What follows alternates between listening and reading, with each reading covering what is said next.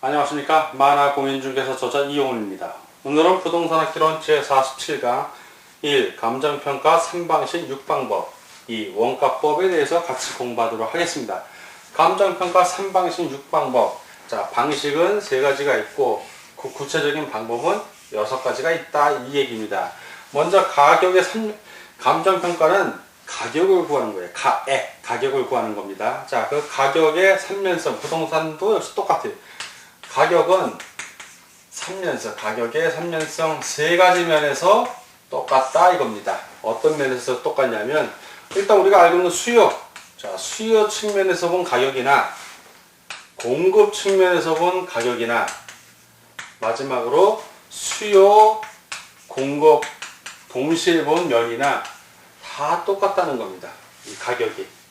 예, 그래서 3면이에요. 수요 측면, 공급 측면, 수요, 공급 측면. 자, 이거를 바로 다른 말로 표현을 합니다. 자, 이 수요 측면을 뭐라 그런다? 수요의 측면에서 본 거니까 이것은 수익성. 얼마나 이익이 남냐? 수익이 남아야 사람들은 선택을 하려고 합니다. 자, 이제 공급자 위주에서, 공급 측면에서 본 거는 공급자 입장에서는 비용이 들어간 거예요. 자, 비용성. 이때의 비용에는 이윤이 포함된 개념입니다. 자, 비용성. 자기 이윤을 다 포함해서 나온 비용이에요. 자, 수요와 공급을 동시에 생각하면 시장 아니에요. 시장. 수요와 공급이 만나는 지점. 자, 이거를 시장성이라고 합니다. 자, 그러면 가격의 3면성 다 나왔죠? 수익성면, 비용성면, 시장성면에서의 가격이 같다, 다르다? 같다라는 개념에서 시작을 합니다. 자, 그런데 우리가 부동산 가격을 배울 때 가격은 2가지라고 그랬죠. 뭐와 뭐? 자, 하나는 가격. 지가 그러면 가격. 또 하나는 용익의 대가, 이건 교환의 대가였고, 용익, 써서 남은 이익. 자, 그걸 바로 용익의 대가를 뭐라 그랬다? 임료. 2가지네. 방법이 3개 있고, 구하고자 하는 게 가격과 임료 2개야, 가격이. 그럼 3 곱하기 2 하면 몇 개? 6방법. 그래서 3, 2, 6방법이 나오는 겁니다. 자, 구체적으로 수익성, 공급성, 수요, 공급, 시장성이 있는데, 먼저 비용성부터 보자고요. 항상 들어가는 돈이 중요한 거니까. 나오는 수익은 그 다음이야. 자, 이제 먼저 비용성부터 보면, 비용성도 둘로 나뉘겠죠. 하나는 가격을 구하는 게 있을 것이고, 자, 가격. 하나는 임료를 구하는 게 있을 거 아니에요. 자, 가격과 임료를 구하는 거 2개로 나뉘어. 자, 수익성, 비용성에 있어서 가격을 구하는 걸, 이 비용성에 있어서 가격 구하는 방법을 무슨 방식이라고 하냐? 바로 원가. 원가가 얼마나 들어갔냐? 이거를 바로 원가 방식이라고 해요. 원가 방식. 그래서 우리가 이따 원가 방식은 원가법 또는 원가법이라고도 합니다. 원가 방식.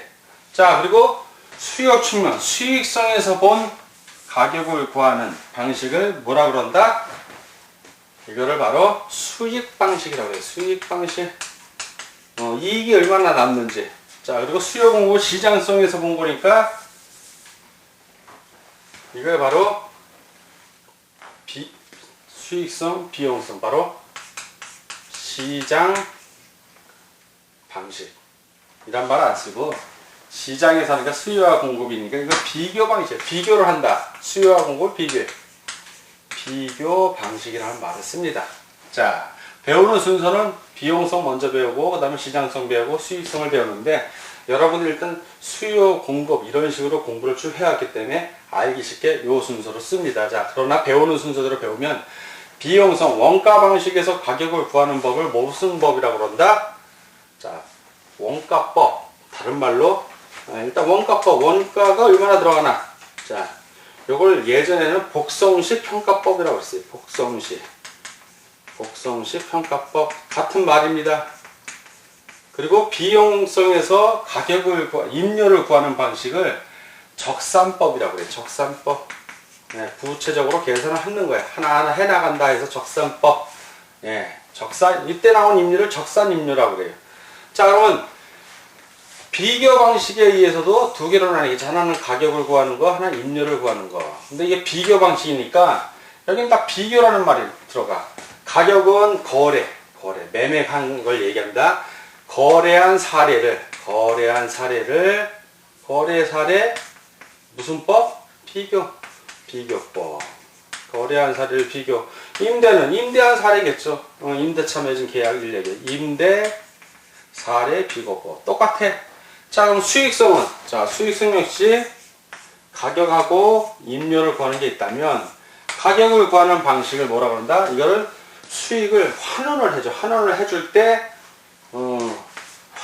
환원 이율을 통으로 할인을 해주면 가격이 나오니까 수익 환원법.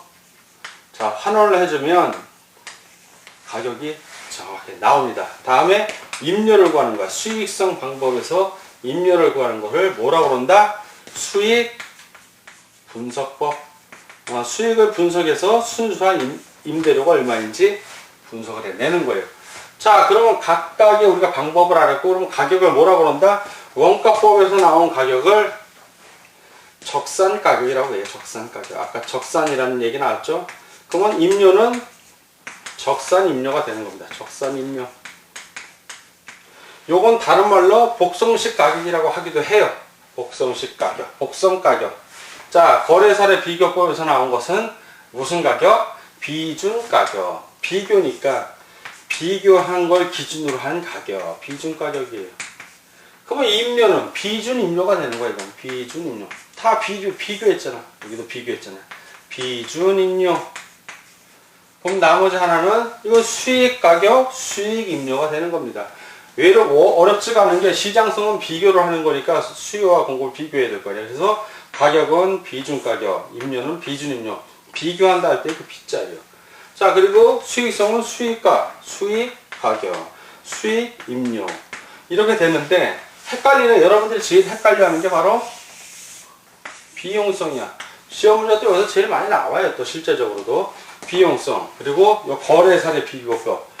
요 세 부분이 제일 시험 문제 잘 나옵니다. 그래서 요 세 부분 특히 주의해서 봐야 되고, 오늘은 원가법까지만 배웁니다. 원가법. 그럼 다음 시간에는 요 적산법하고 거래사례 비교, 임대사례 비교 여기 배우고, 그 다음에 이제 수익법을 배우게 되는데, 자, 지금 감정가가 3방식, 6방법 우리가 다 봤어요. 3방식, 가격의 3면성에 의해서 수익성, 그 시장성, 비용성, 수익성이 같다는 전제하에 세 가지면 수익성, 비용성, 시장성, 그리고 수익 방식, 원가 방식, 비교 방식을 봤고, 그 각각의 방법에 의해서 가격과 임료를 보니까 3 곱하기 2에서 6가지 방법.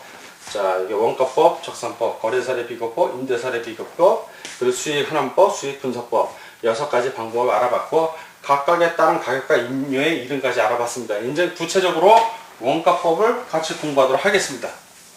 자, 원가법은 이게 아주 과학적인 겁니다. 이제 가만히 공부를 해보면, 이게 감정평가가 그냥 하는 게 아니라 구체적인 방법을 가지고 하는구나 라는 걸 알게 되는데, 자, 원가법. 자, 이제 원가법을 배웁니다. 자, 지금 원가법은 원가 방식에 의한 가격을 구하는 법인데, 자, 원가법 가격은 원가 방식에 의한 뭘 구한다? 임료가 아니라 가격을 구하는 거고, 나중에 임료를 다음 시간에 배우는 임료는 적산 임료라고 합니다. 이 원가 가격을 바로 적산 가격이라고 합니다. 가격은 명칭은 적산 가격 또는 복선 가격 다 같은 말인데, 자, 이 원가법이라는 거는 가격 시점, 항상 시점, 가격이 나오면 시점이 나오는데 무슨 시점? 가격 시점, 평가 시점이 아니라 가격 시점. 내가 구하고자 하는 그 가격 시점을 정해줘요. 과거의 현재, 아니면 현재, 아니면 미래의 몇 월, 며칠, 몇 시, 그걸 기준으로 가격을 평가해 주십시오 라고 이렇게 구체적으로 정해 줍니다. 그 가격 시점에서 평가 대상 물건, 내가 평가하고자 하는 그 물건, 부동산이죠. 그거의 재조달 원가, 자, 재조달 원가, 다시 만들 때 원가, 또는 그와 똑같은 것을 준비할 때 원가, 요 원가 개념이 나오는 거예요. 이 원가에는 이윤이 포함된 원가입니다. 이 재조달 원가에서 현재 그 부동산이 있어. 자, 있는데 지어진 지가 10년이야. 앞으로 한 40년 더 쓸 수 있어. 그럼 10년 동안 이미 쓴 거는 빼줘야죠. 그걸 뭐라고 그런다? 감가 누계. 감가 누계. 감가액인데 누계니까 1년부터 10년 지난 과거 거를 빼준다는 의미에서 합쳐준다 해서 감가 누계액이라고 그래요. 자, 이게 무슨 가격이냐? 바로 이게 적산 가격, 복선 가격 다 같은 말. 자, 우리가 구하고자 하는 적상 가격은 이 공식에 의해서 구하는 거예요.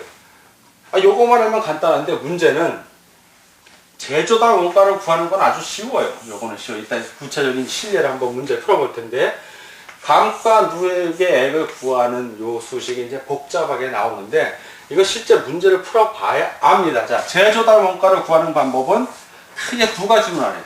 자, 제조달 원가를 구하는 방법은 두 가지. 신형 건물, 그러니까 구형 건물로 나뉘는데, 자, 신축 건물이라고 생각을 해보세요. 자, 처음에 신축한 건물은 이게 제조달 원가는 처음에 신축하니까 다시 처음부터 짓는 거라고 생각을 하는데, 간단해. 동일한 자재와 물리적 구체적 비용을 산정하면 되니까 이거를 복조 원가라고 그래. 다시 지은 복, 한 번 더 반복할 때 복, 지을 조, 복조 원가, 이걸로 제조달 원가를 삼으면 되는 거고, 구형 건물, 구식 건물은 옛날 건물이야. 이런 경우는 다시 지을 수가 없잖아요. 옛날 거니까. 이럴 때는 다른 그와 유사한 걸로 대치했을 때 가격을 구하면 돼. 이건 대치 또는 대체, 대치 원가라고 그래. 어쨌든 원가야, 다 원가. 제조달 원가는 두 가지가 있는데, 하나는 복조 원가, 신형인 경우, 구형인 경우에는 대치 원가를 통해서 구한다. 제조달 원가. 자, 이렇게 해서 감가 수정을 하는데, 그 감가 수정이 바로 감가 누계액인 거예요. 자, 그 대상 물건에 대해서 제조달 원가를 했을 때 바로 이대로 하지 않고 감가, 감해야 될 부분이 있잖아요. 분명히 건물을 지었으면 시간이 경과하니까 그 경과한 부분만큼은 감소시켜줘요. 가격을 좀 낮춰준다, 이 얘기입니다. 가격 시점에서 감가 누계액을 계산을 해서 이 복조 원가 또는 대치 원가에서 그 감가 누계액을 빼주면 그 건물의 감정평가액인 적상가격, 복성 가격이 나오는 겁니다. 자, 그럼 이 감가 누계액에서 감가되는 요인이 있을 거냐. 자, 감가 요인 네 가지가 나옵니다. 물리적 요인, 자, 물리적 기능적 요인, 경제적 요인, 또 법적 요인. 자, 이렇게 네 가지가 나오는데, 물리적인 거는 얼마나 마모되고 파손됐냐, 그리고 기능적 요인은 설비라든가, 그리고 설계가 불량한지 좋은지 이런 거. 경제적 요인은 주변 인근 지역이 쇠퇴기인지 아니면 더 성숙하는 기간인지, 그거를 다 감가 누계에 넣어줍니다. 법률적 요인은 소유권에 하자가 있는지 없는지, 그리고 법적 규제가 어떤지. 자, 이렇게 되는데, 자, 이 감가 누계액을 해준다는데, 그럼 감가 누계액을 빼주는, 공지해주는 건 무슨 방법이라고 그러면 감가 수정 방법이라고 해요. 감가 수정 방법. 감가 수정 방법. 자, 감가 누계액을 구하기 위해서 우리는 방법을 취하는데, 그게 바로 감가 수정 방법입니다. 주로 어떤 거에 의해서 쓰냐, 감정평가에서는 요 경제적 내용 연수에 의해서. 자, 경제적 내용 연수를 기준으로, 경제적 내용 연수 워낙 중요해. 이 개념을 꼭 반드시 좀 넣어줘야 된다. 감가 수정은 물리적인 걸로 하는 게 아니라 기능적인 것도 아니고 법적인 것도 아니고 경제적 내용 연수를 기준으로 감정평가할 때 감가 수정을 합니다. 자, 이 경제적 내용 연수에 의해서 한다는 걸 반드시 기억해 주시고, 구체적인 방법은 한 세 가지로 나뉘어요. 구체적인 방법. 첫 번째, 정액법. 그러니까 경제적 내용 연수에 의한 방법입니다. 정액법. 두 번째, 정률법. 세 번째는 상한기준법이에요. 세 번째, 상한기준법. 이렇게 세 가지 방법을 제일 많이 쓰고, 이 외에 관찰감가법이라는 게 있어요. 이 경제적 내용 연수를 기준으로 하는 감가 수정 방법, 이 세 가지 외에 관찰. 이거 감정평가사가 가서 감찰하는 거야. 감정평가하는 사람이 가서 관찰감가. 그리고 분해법이라는, 구체적으로 다 하나하나 분해해봐. 그래서 그 가격을 따지는 거예요. 그러나 일반적으로 이 세 가지 방법이 제일 많이 쓰이고, 특히 정액법과 정률법이 제일 많이 쓰입니다. 그렇지만 시험 문제 제일 많이 나오는 건 뭐다? 정액법과 관련된 시험 문제가 제일 많이 나옵니다. 자, 그러면 정액법, 정률법 구체적으로 한번 공부를 해보도록 하겠습니다. 워낙 시험 문제 잘 나오고 하니까 이건 귀를 좀 쫑긋 세워주고 눈을 크게 뜨고 한번 봐주세요. 정액법은 뭐냐, 먼저 개념부터 잡으면, 어떤 내가 건물을 지어서, 자, 토지는 거의 감가가 안 되니까 의미가 없고, 이제 주로 건물을 지었는데, 이 건물의 경제적 매입연수가 예를 들어 10년이에요. 10년. 그러면 처음에 지은 0년부터 10년이 지나면 이 건물이 예를 들어서 10억이야. 10억. 건물의 가치가, 건물의 가격이 처음에 10억을 들여서 지었다면 매년 일정한 X로 줄어드는 거야. 자, 그러면 10년이 되는 해에 0원이야. 물론 건물은 물리적으로 존재를 해요. 그렇지만 경제적 가치가 0원이라는 거야. 처음에 10억이고.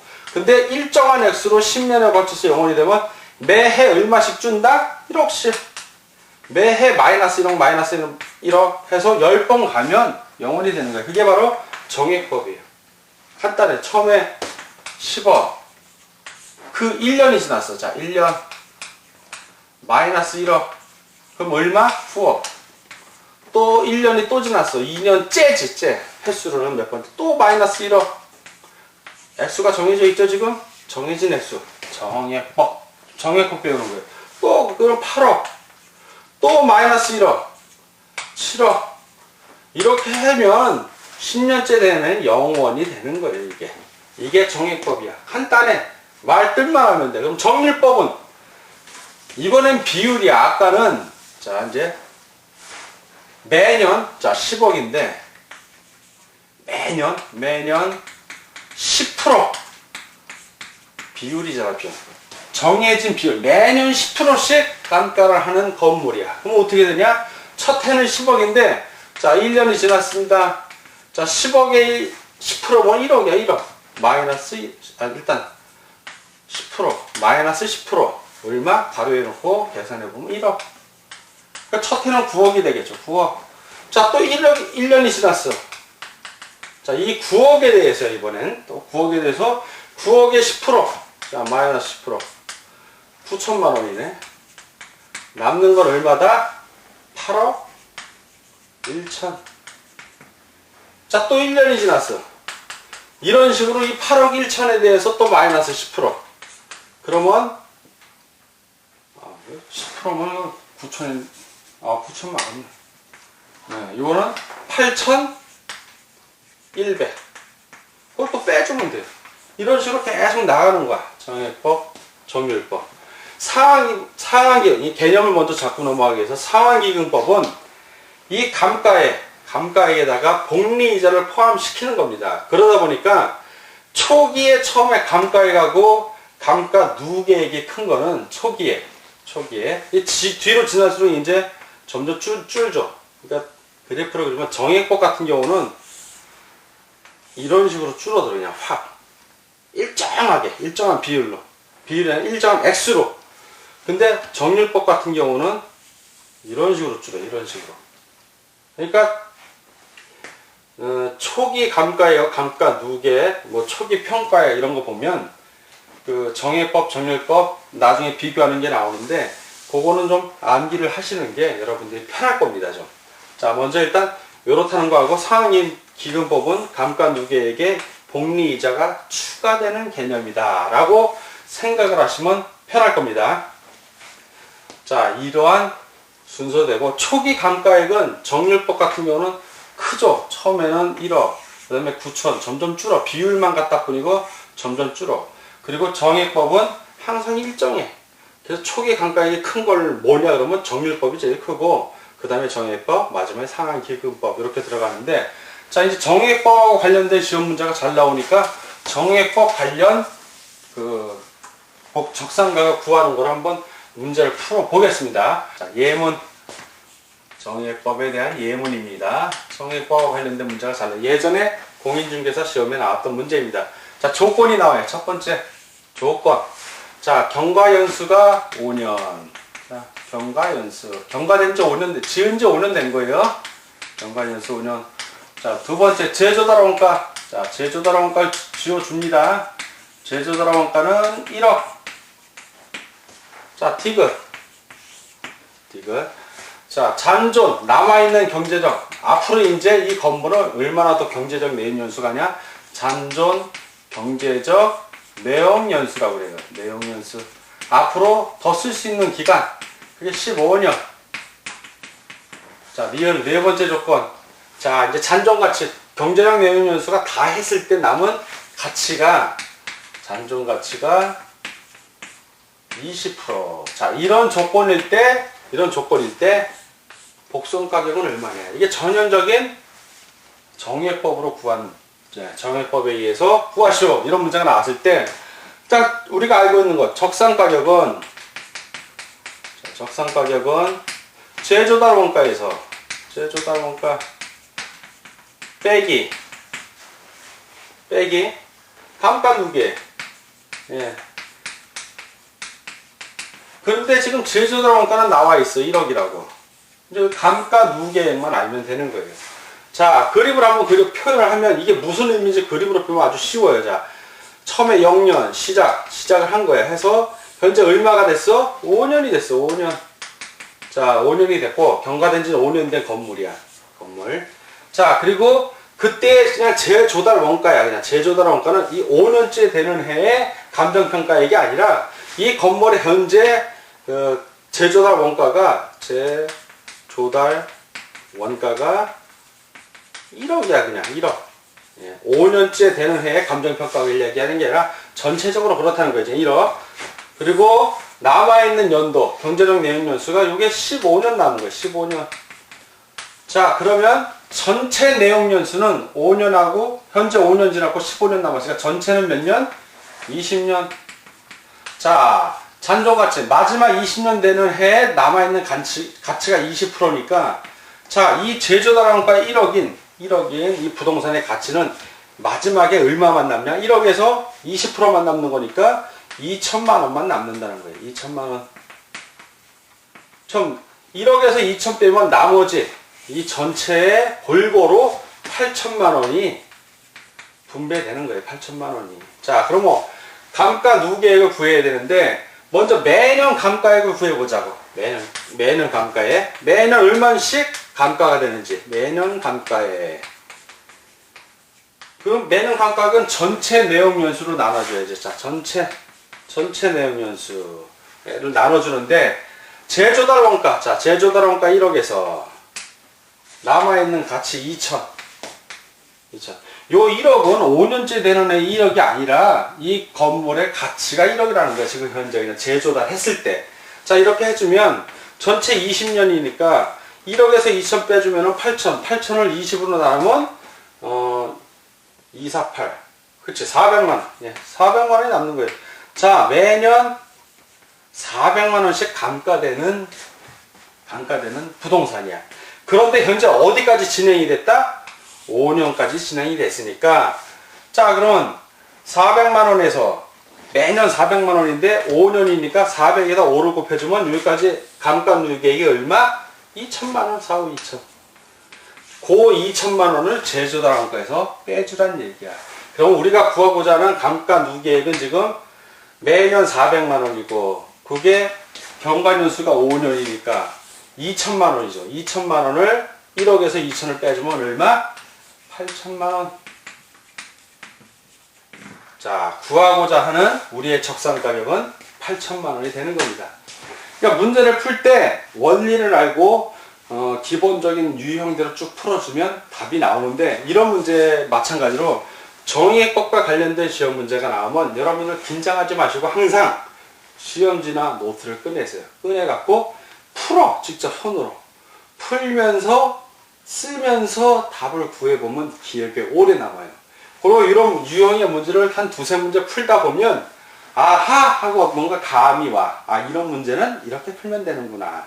그 풀이대로 풀면 됩니다. 지금 예문 내준 거는 가장 보편적으로 나오는 거, 원리에 의해서 시험 문제 나오는 거 보통 제조달한 걸 이렇게 내주기도 하고 아니면 어떻게든 나누면 1제곱미터당 100만 원이다. 100만 원.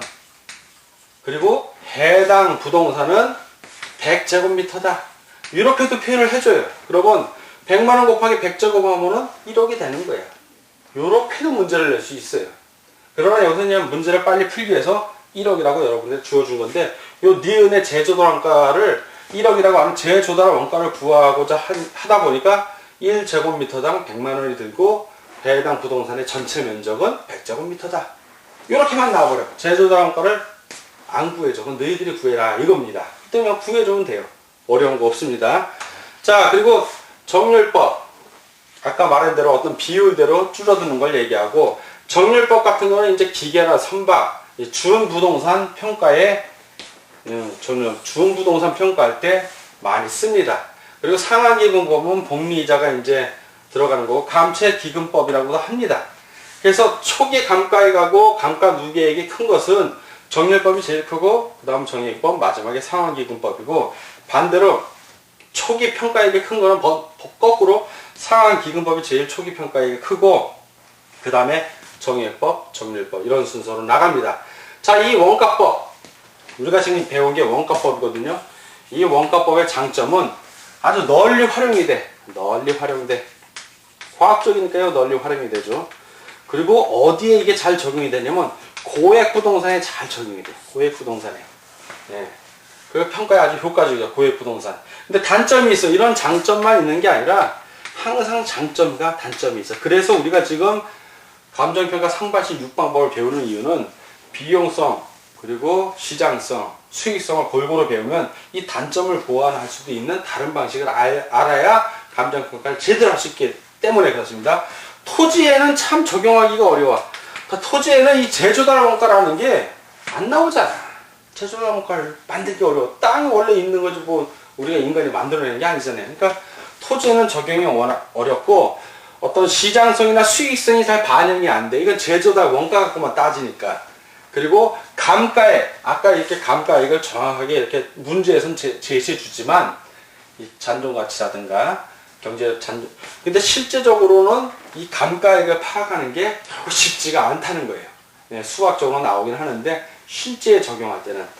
자, 오늘은 감정평가 3방식 6방법을 배웠고, 그 중에 첫 번째 원가법의 원가 방식의 가격을 구하는 원가법을 배웠습니다. 다음 시간에는 원가 방식의 두 번째 임료를 구하는 적산임료, 적산법에 대해서 공부를 하고 비준 가격에 대해서 같이 공부하도록 하겠습니다. 자, 공부하느라 수고하셨습니다. 감사합니다.